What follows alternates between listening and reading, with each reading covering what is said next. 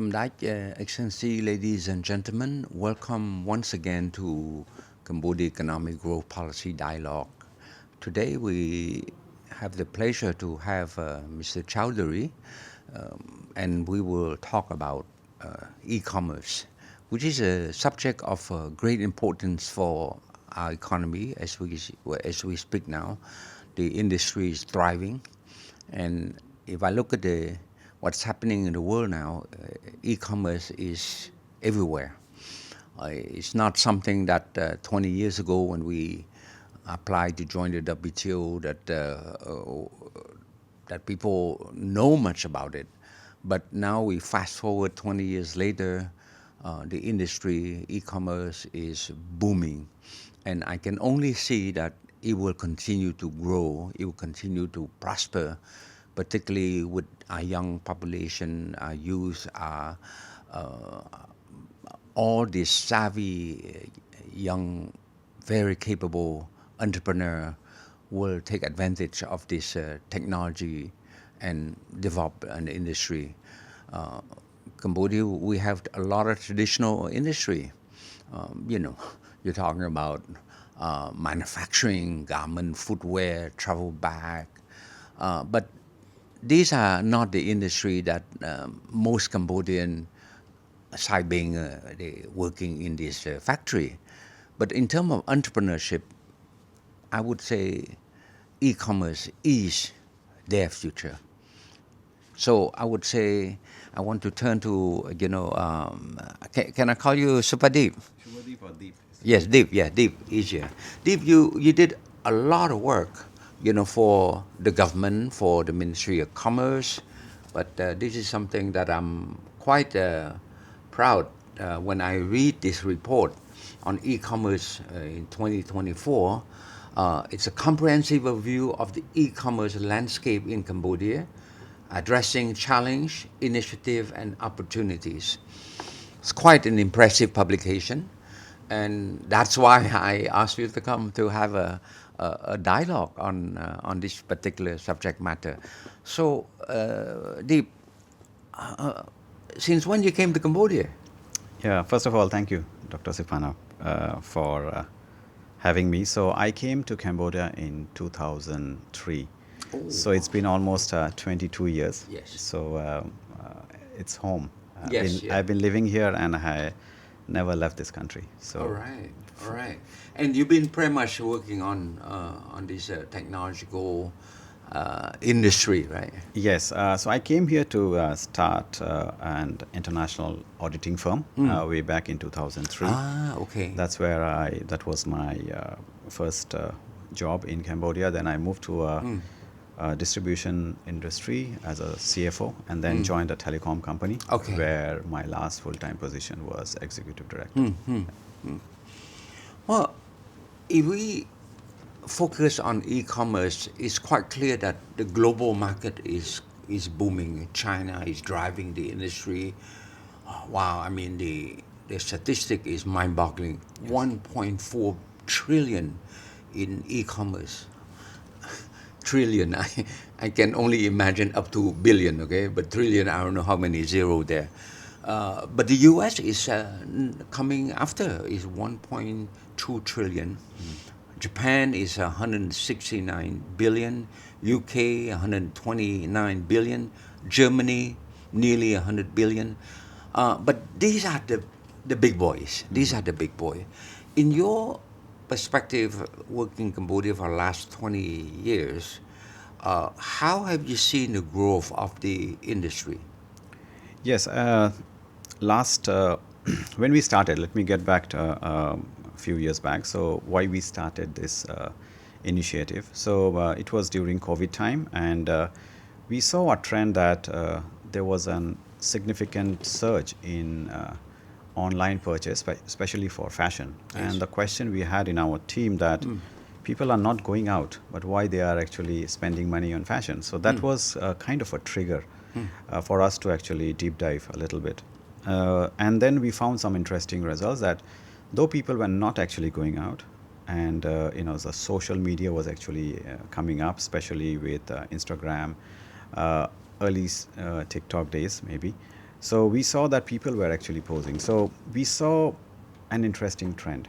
And then we did our first report around 2020, and we found that yes, e-commerce is on the rise. And we found that some of the countries, neighboring countries, they were pretty much at the same stage like 5 years ago. Oh, is that right? Yes, and then so we felt that okay, this is something which requires a little bit of introspection. So that's how it got started. So to answer your question, Dr. Siphana, is e-commerce is actually definitely on the rise, and I think the country has taken the right steps towards making it more robust. And I think we strongly feel that it's just a matter of time where e-commerce will be a big contributor to the GDP of Cambodia.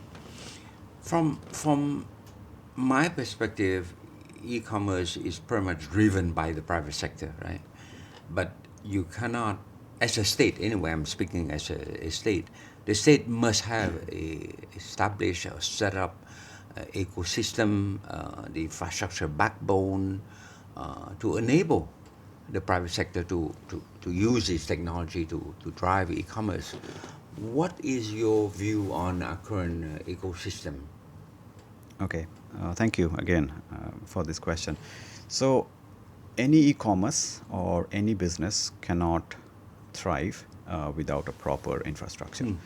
And Cambodia has been fortunate, and I think the government has taken a very conscious decision to enable the infrastructure is in place. So we have one of the highest mobile penetration, which actually helps. Then we had Bakong KHQR, Yes. which was a very strong and very fruitful initiative from the National Bank of Cambodia, which actually helped the confidence. And one more interesting thing I also want to say that you know the marking of the streets in Cambodia, which actually helps a lot because Really? yes, because delivery people actually find it a little bit challenging if streets are not marked. And correct me if I'm wrong, Dr. Siphana, is east-west of Phnom Penh is all even numbers, and northeast are all odd numbers street-wise. Wow. Yeah, so I think I that never actually pay helped. attention. Yes, and that probably actually, I mean, like that's probably actually helped. And also in the rural areas, there was like 5, 7, 10 years down the line, like we had some challenges, but I think that has also been fixed. So yes, so you exactly know where to deliver. You have the mobile network, which covers probably, and we have more than 100% penetration in mobile in Cambodia. So and then we have this KHQR, so which actually gives you a lot of confidence. And yes, definitely the big players are also coming, and they would not come if the infrastructure is not in place. So yes, in short, we have the readiness that is required. But yes, there are areas which requires to be worked upon, which is applicable for any jurisdiction, any countries globally. From a policy perspective, we Cambodia commit to have an e-commerce law way back when we are negotiating the accession to WTO, way back. So it's more than 20 years. It took a very slow start. For about 10 some years, there's no movement on that side. So I came back from Geneva, and that time Minister of Commerce, Excellency Sun Chantal, called me. He say, brother, you commit e-commerce law in the WTO accession, but now I want you to come back and have a look because we're not going anywhere. So it's a funny anecdote why we're so slow, because when I went there and I meet the official, and I asked them, say, why you're not pushing the e-commerce law? You push many other commercial law, right? Company law, trademark, copyright, IP stuff. It was fine, but what's wrong with e-commerce law? And the response was quite interesting. He said, well, when we look at e-commerce, there's so much technical aspect and we don't know what it is. Data encryption, decryption, data. They would just say, look, if we don't know much, we are not going to stick our neck because we may have to defend eventually, in Parliament, and you are not in a position to explain why take the risk. So that's why 10 years was lost, mainly because, we are not comfortable pushing the agenda. But anyway, fast forward, we put some time, we explain, and finally, 2019, can you imagine that? Nearly 20 years. 2019, we finally managed to push that law over the hump. But it's over now. We have the law, and the market is quite confident that there's enough regulation to enable them, the player, to move into the industry. So I'm quite happy to see the fruits of something that we planned 20 some years ago to bear fruit now. But from back to our current e-commerce situation, policy-wise, regulation-wise, are you comfortable that we have enough, regulation in place to regulate the industry? Yes, the short answer is yes, but definitely there are a lot of work that needs to be done. So as you mentioned, Excellency, that 2019 we had the law after a lot of deliberations. And 2020 we have the e-commerce strategy, which we were also fortunate enough to come in as an M&E consultant, Yeah. monitoring and evaluation, and we found something which we highlighted in the report. We had a lot of interministerial consultations, and one of the recommendation was actually to appoint an anchor, which I think the Ministry of Commerce have already identified. It has not gone live yet, but it has already been identified. So the basic framework was actually done. So we have an e-commerce law, we have an e-commerce strategy in place. We also have, it's compulsory for anybody doing businesses in e-commerce to be registered with Ministry of Commerce. Yes. So that's also one good, advancement to ring fence the challenges of e-commerce. So, and then as I mentioned that Ministry of Post and Telecom, Ministry of Economy and Finance, they are also working together to ensure that e-commerce thrives. And for us, e-commerce is just a commerce. We just have the electronic aspect Yes. into it. Yes, sir. But when you come with electronic word, it comes with definitely a natural challenges like cybersecurity Yes. and all. And I think data protection, which I believe you are also part of the consortium. So that's something which is going to be challenged, and this not only in Cambodia, it will be globally a challenge. Data protection, cybersecurity laws. So once those are in place, I think we will be. It will give us a more sense of comfort for consumers to trade more in e-commerce, use more e-commerce. But as I mentioned during the earlier part of the conversation, is we have actually done the basics right. The foundation is already there. We already have the highways. It's time for us to probably get new cars and fly on the street. uh, you got a highway, you got new car on the street, but then when there are a lot of car, there be some accident. And why I say that, because when you have transaction, there be dispute, quite Yes. clear. And one of the reason why, okay, I'm a lawyer, okay, so I always think from that legal perspective, when we have dispute, how do we handle that? And I look at the civil code, for example, right? There's a lot of lawyer now, trading, doing business, representing client, and I'm pretty sure at some point, as the amount, the volume of e-commerce will grow, there'll be dispute. But when dispute kicks in, will our civil code have provision to handle that, right? So, because say for example, the court would not take the signature, whatever, as a proof that you have actually, when you sign, right, e-signature, right? When you do transaction, I want to sell you my car, and I pay you. If we sign a contract, it's physical, right? So, but then suddenly you do e-commerce is all in cyberspace. When you click the button accept, so there is an exchange. But how does the Cambodian court at some point will have to deal with that, right? Because evidence issue, physical, online. But these are the things that at some point, the system will take care of it. But I'm just anticipating that these are the sort of things that some challenge. Of course, you're not a lawyer. You wouldn't really care, but I would say these are the sort of infrastructure that we have to take care. And I hope that whoever is watching that, I hope there's some judge or some lawyer who say, wait a minute, we have to think of this provision. We have to introduce some amendment of our law to make sure that e-commerce dispute are handled right. So I'm just speaking off the cuff of my head, right?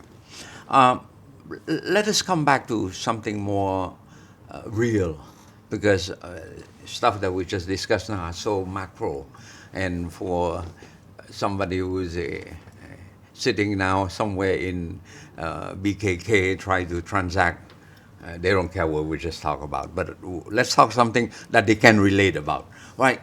E-commerce marketplace. How how big is a marketplace, and what are the sector that e-commerce can move in and make a difference?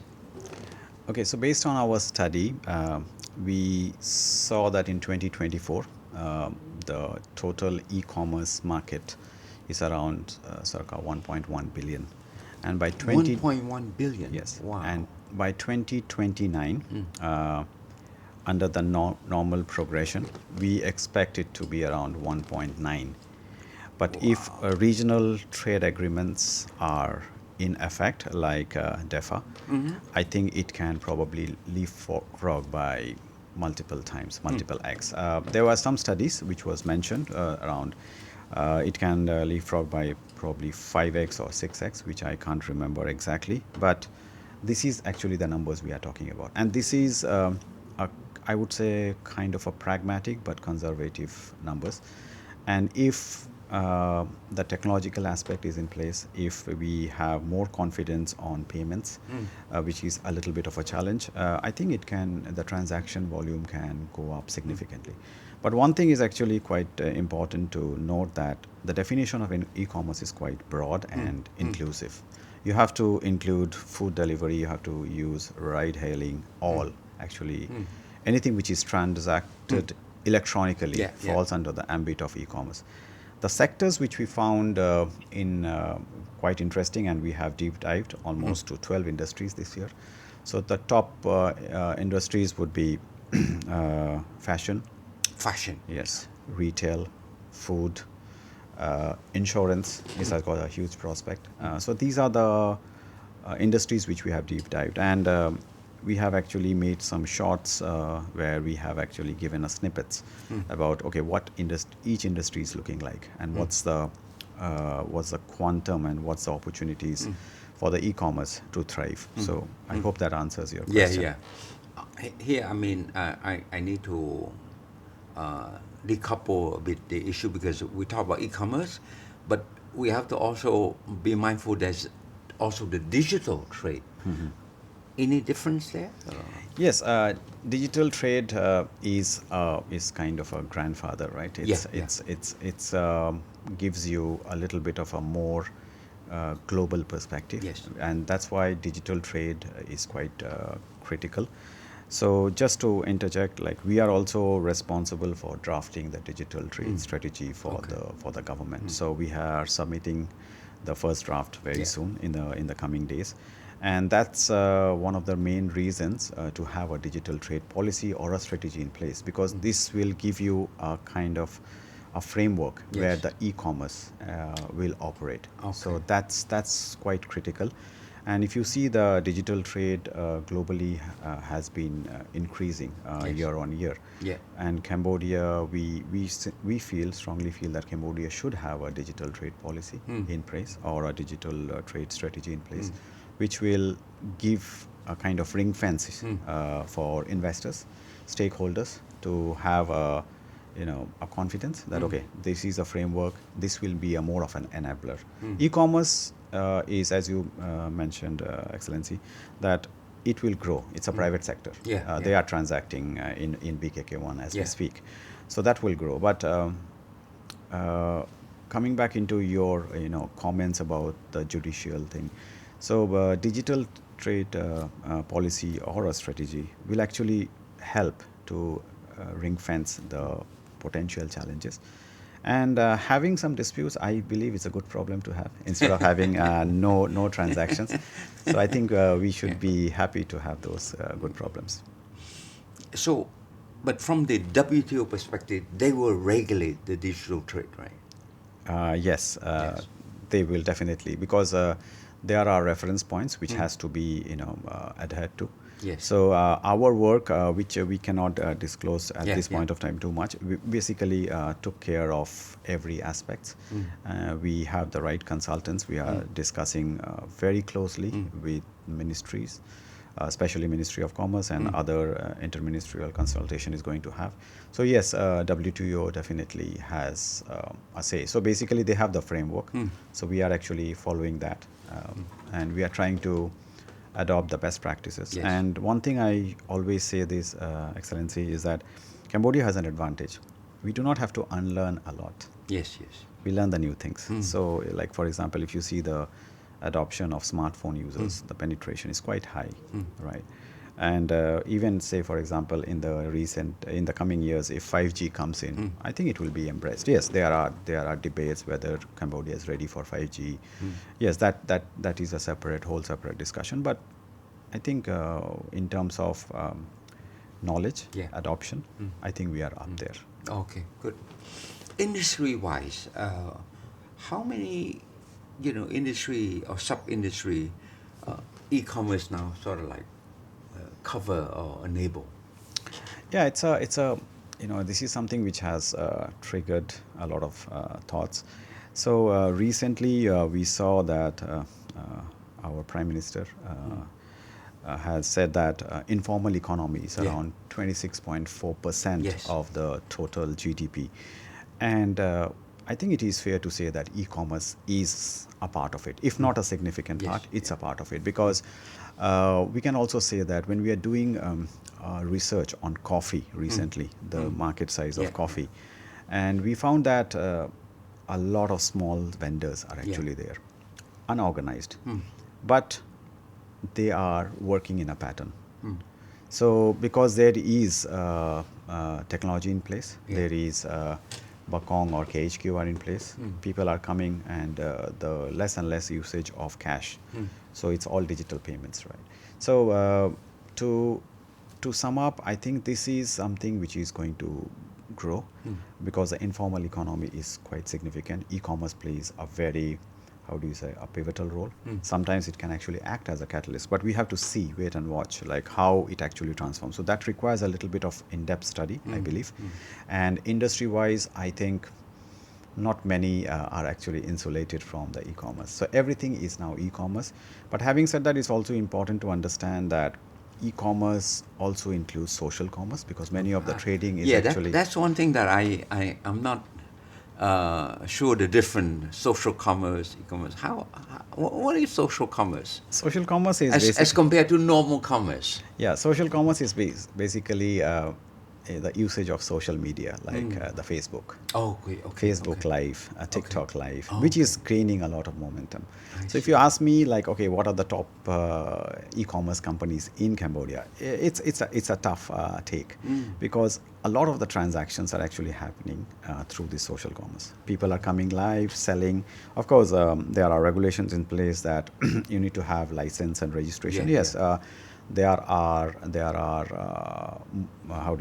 developments in that factor, but yes, still a lot of things needs to be, you need to bring them into the licensing regime. It will take a little bit of time, but that's, in my opinion, in social commerce. Taobao, for example, has really influenced, and there's a lot of transactions actually happening in Taobao. Well, I'm not a IT savvy, so I'm pretty much an IT idiot. So I don't know a lot of this thing. But I would say what come to mind, of course, e-commerce. I see Grab, Yum24 delivering food. To me, it's a that's probably e-commerce. But there are other sector more sophisticated, right? You mentioned insurance, for example, the banking industry, for example. These are not something that the normal guy can just set up, but then they play a big role. Selling insurance online is quite a novelty, I would say. Yes. I think AIA is doing all digital, right? I think so. I think so. Yes, I mean, I'm not 100% sure, but there is a big, they are leaning a Yes. lot towards digitalization. Mm. AIA, yes, Prudential, Yeah. as they have a lot of products, Manulife, Yeah. and I think more or less all the insurance companies they have to do because Yeah. opportunities is huge, Excellency. The penetration is a single digit, right? Mm. And I think it's just a matter of time when this awareness is, it has reached out to a lot of people, and insurance is going to be one of the shining star in the e-commerce space. In the banking, what sort of activity is considered as e-commerce? In Okay, the finance sector, of course. okay. So any products which you sell online, that would be coming under the ambit of Okay. e-commerce because e-commerce is a very general definition. Yes, yes. But bank actually has a huge role to play Okay.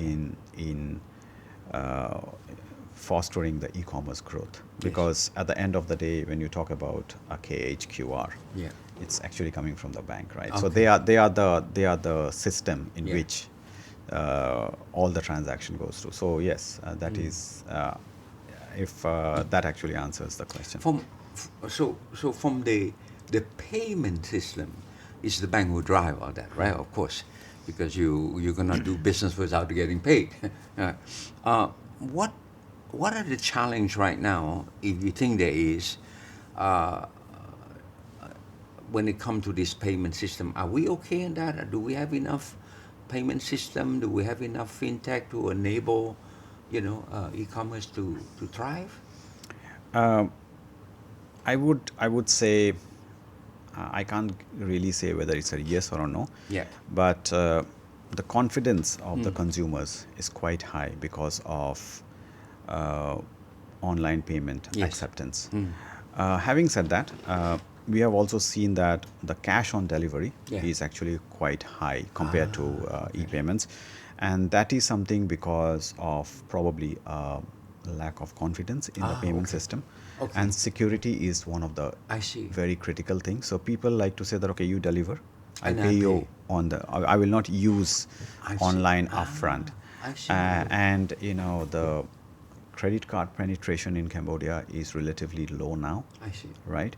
So that needs to be worked out. And I think we mentioned in our report that that is something which we need to be working on, including data security, because Yeah. at the end of the day, you want to see something before you pay, Yeah. because then the disputes will come. So Yes.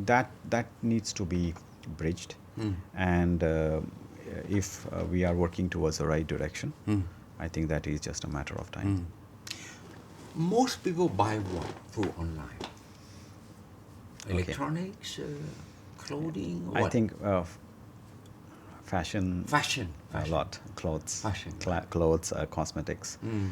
That's actually, and then I think the next close one is electronics. Okay. That's something which is really we have seen a Now, lot I, of. I can relate to if you buy an iPhone, that because we know the iPhone is the iPhone or Huawei is Huawei. But clothes, when you come back and I just put 2 more kilo, I mean, it don't fit. What happened? Yeah, I can give you an example, right? When Amazon started, Yes. it took them many years, almost a decade, to actually make it profitable. A decade? And almost, yeah, more than that. So there were actually questions that why you are spending money when you are burning so much. One of the interesting findings which I read is the it does not fit, as you mentioned, right? I buy a suit or something, it does not fit. So exchange, and actually it was a big killer because the buyer didn't want to pay for that additional Yes, delivery yes, fees, yes. right? So that that actually was a challenge, but they overcame it, and with all those, now it's like more customized. We learn from mistakes, Yes, and yes. as I said earlier, Cambodia has an advantage, and I think we should really leverage on it. We can learn from other people's We can mistakes, learn from other people. mistakes more than Yeah. we can. So sometimes, being not the first mover have its own advantage. Yes.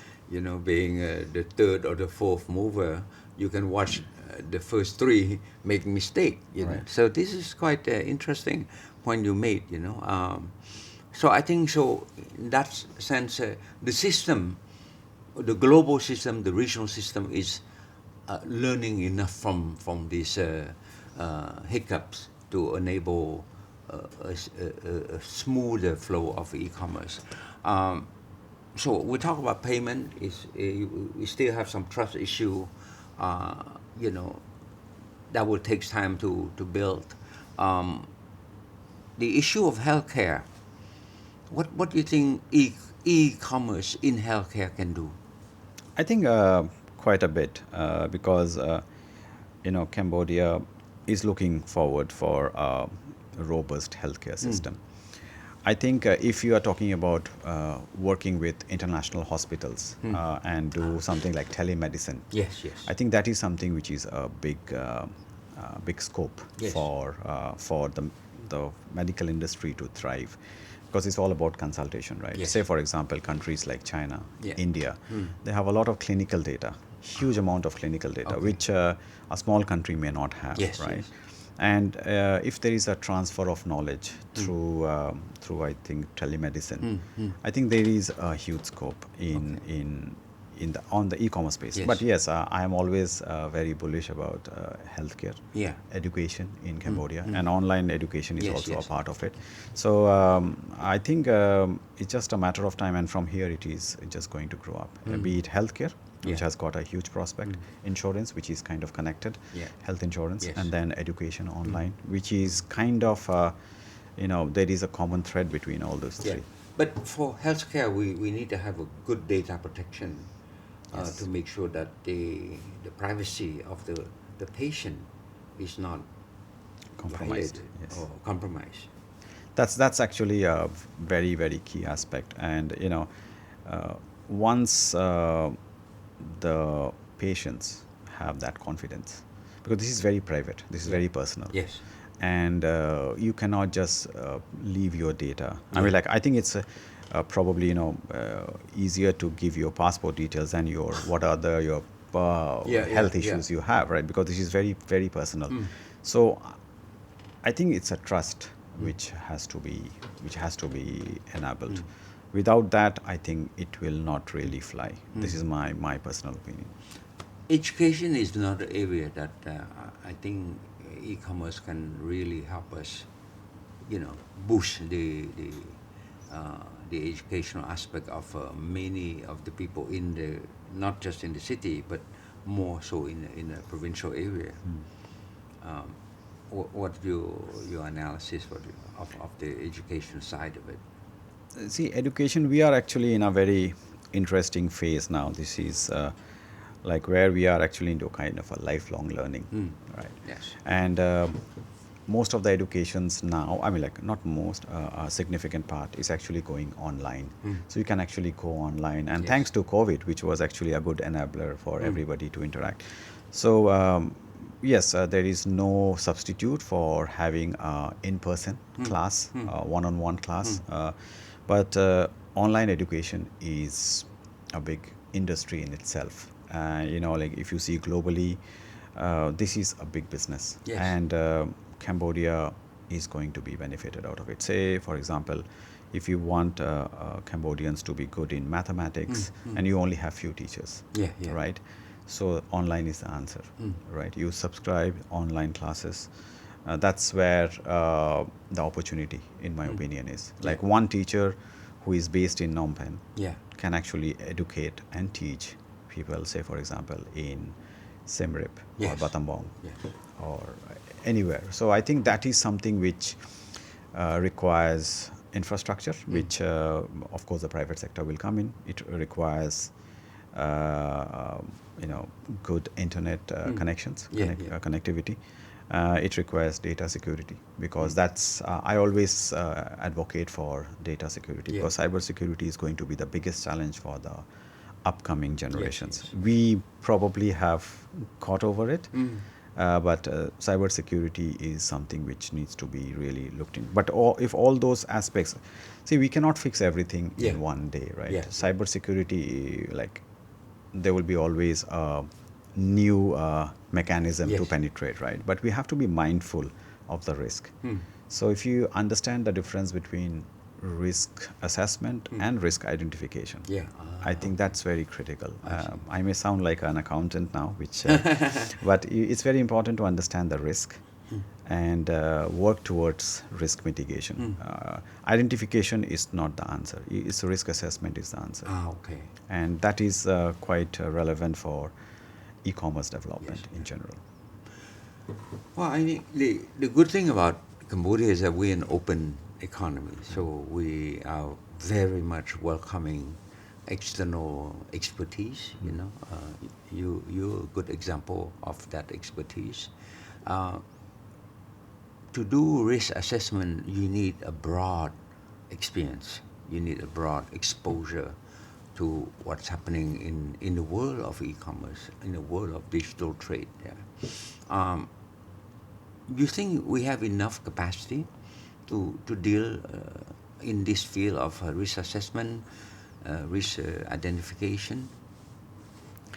I would say, okay, before I answer yes, because that would be my answer, I think Cambodians are, in at least what I see, especially in the major cities, we have a very good qualified accountants, thanks to, you know, the interest of the young generation.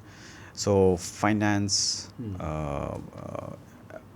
degrees are Yeah. quite actually on the rise, which is actually a good uh, how do you say, a baseline for Yes, actually yeah. understanding the risk. CamEd is a good school. Yeah, I mean, like, they are definitely one of the Top, yeah. prominent ones now. But you know, like, if you, because we hire from our small firm, like we also hire from a lot of universities, Yeah. like all the major universities, and we find that people are really really, you know, eager to understand the finance, and they also understand the risk. So whenever we have our own, like, a program or something, we talk a lot about risk, because it's very important to have a risk based approach, because then you may go wrong, but at least you have a mindset that, okay, if I take these wrong decisions, you will not be, you know, abrupt, or you would not be, you know, just doing things for the sake of doing things. So yes, so coming back to your question, do we have enough? See, we are embracing a huge change in digital transactions. Yeah. And I think many of the banks, which I know, they are facing it as a regular challenge. There are fraud, there are fakes, it's happening, and, you know, right. And I'm sure in the coming years, there would be more targets for the older population. Thankfully, Yeah. we do not have a huge old population, but I think in 10 years' time, the numbers are going to, you know, multiply. So those will be, you know, susceptible to those risks. Yes. So I'm talking about this financial risk. So, but again, risk and ethics is actually, you have to work a little bit Yes. up here. Yeah, yeah. It's not only on the books. Yeah. But yes, if you know, with this the age of internet, where I sometimes feel there is a little bit of an over information, but I think if you can filter it and you know, have a risk mindset that, you know, I should not be doing this one without thinking of the consequences. I think that would be an answer. But to answer your question, I think Cambodia is capable, but yes, we do require constant education Yeah. and awareness. Interesting. We cover quite a broad spectrum of e-commerce, from law, policy, infrastructure, down to the sectoral aspect of it. You know, in sum, how do you see e-commerce in Cambodia? Where do we stand now, and say if we project 10 years from now, what is your assessment? So 10 years from now, I think definitely the numbers will be very, very high, provided we address and work towards the risks and also the challenges, because it's very important to accept those challenges, not to ignore. Yeah. And I think we have to be very truthful about that. One of the aspects which I feel in the next few years which will be coming is quick commerce. When we say Oh, quick commerce, what is that? so basically it's a quick delivery, Okay. like 10 to 30 minutes. And Oh, okay. so the way it operates is like, say for example, we have got a lot of borais there, right? Yeah, So yeah, there could yeah. be something, they call it like a dark store. Yeah. So these are like fulfillment centers. Oh. And if you just order, it will be delivered in 10 to 30 minutes. Wow. It does not necessarily include food, but again, it's a little bit debatable. I think there is a huge opportunity for quick commerce. Like, give me Like what for sort example, of product? like we are not buying too many phones, for example. yeah. Right. So I think quick commerce is something where you have a trusted platform, and you say that okay, I need it within like 10-20 minutes because I just lost my phone, right? Oh, So wow. so that is an important game changer which is I going to happen. see. It has already happened in countries like China, in India. There is a company Okay. called Blinkit which is actually doing amazingly well, 10 to 30 minutes. But they have invested. They have invested in fulfillment centers slash dark stores. Why they call it dark store? I mean, like there are some tech companies, they call it like a dark store. Not I the don't dark know. web. No, it's not a dark web. Not definitely. So it's basically you just go and pick up, Yeah, and it- there are sorting centers as well, okay. very very quickly. So those things are how do you say? Interesting. This is something which I think will be the growth of e-commerce. But if we have things like data security, Yeah, yeah. data protection, Yeah. keeping the data probably in the country, which is a lot of debate is going on. Yes, yeah. Yes, challenges, pros and cons. If there is a trust, things will go up from here. There is no doubt. Wow. And I think private sector is going to do it. And I want to mention that when we launched this report, LCT Minister of Commerce said that this is probably an initiative of a public-private partnership. I think so. Why I mention this is, I think the private sectors should not always wait for the government. Yeah, They should do something on their own, and I am pretty sure the government will come and support. Because sometimes it's not easy for just the government to have a policy because there's a lot of consultation. So Yeah. if there is a proof of concept, I think it can leapfrog. And I believe young Cambodians are capable of actually, taking that leap of faith, have the trust to say, okay, let's start something. I'm sure the government will be there to help. I can't help but think when I was practicing law about, before I joined the government, sometimes we have a email from London, and they ask me all sort of question for the client, right? It's a long list, a very sophisticated question. And I told them, I said, look, the community market is not as sophisticated like in London or in Paris yet. So a lot of your questions here are not relevant, right? But the company can come, set up a company, pay your tax, get your company registered, and then you can start. At some point you have to pay tax, right? The taxman will come. Because what you're doing is so novel that when the taxmen come, they don't know where to tax you because it's so novel.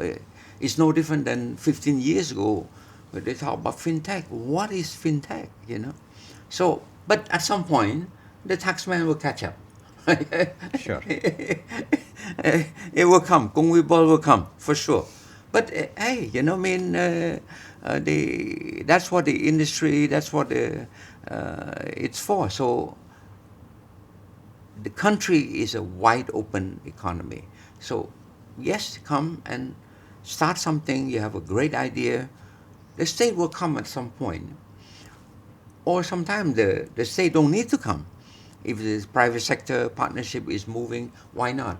To me, my thinking is that PPP is very specific for certain sector Right. only, not for other sector. So, but if the private sector can handle on their own through a joint venture, for a partnership with a foreign company, they should do it. Yeah. But all in all, I would say that's an industry that has tremendous potential for the future. 10 years from now, when we graduate from the least developed country, we have to make sure that e-commerce is one of, by then is no more new source of growth, be a source of growth that will thrive. And we are now working on with the World Bank on Vision 2050. 25 years from now, Cambodia will be a country that will thrive. And for sure, e-commerce, digital trade will probably, play a big role, as a economy in a advanced economy. Hopefully, 25 years from now will be a high income country. Yes, we all hope so. Yes. Yeah. So, Deep, it's a pleasure to have you on this particular dialogue, and I learn a lot. It's not something that the normal people, with the exception of a guy who order food from Yam 24 or Grab, they understand, or order some, fashion or cosmetic from online. But e-commerce is more than that. It's more. It's more than that, yeah. And I hope that the audience who is listening to our dialogue can appreciate the complexity of having this particular industry, because it doesn't thrive in a vacuum. It have to have a backbone infrastructure. You have to have rule. You have to have policy. You have to have actor. So all in all, I would say we're doing okay. So thank you so much, Steve. It's Thank a you so pleasure. much. It's a pleasure. Thank Thank you you. so much. Thank you. Yeah. So, like Excellency, lady and gentlemen, I think we're coming to the end of this dialogue, and I hope you can learn something, about e-commerce. As I said earlier, it's more than just e-commerce, because there's so many other concepts, digital trade, electronics, so many things. But let's start with something very simple. How to understand the mechanism on how we can push this e-commerce. I count a lot on the younger generation, because you guys are tech savvy, IT savvy. You can really take this industry to higher ground, and hopefully in a few years from now, Cambodia can join the ASEAN, when we have the ASEAN e-commerce agreement in place. Cambodia can be part of a larger, ecosystem in the region. Yeah. So on that note, I want to say goodbye, and I see you next time.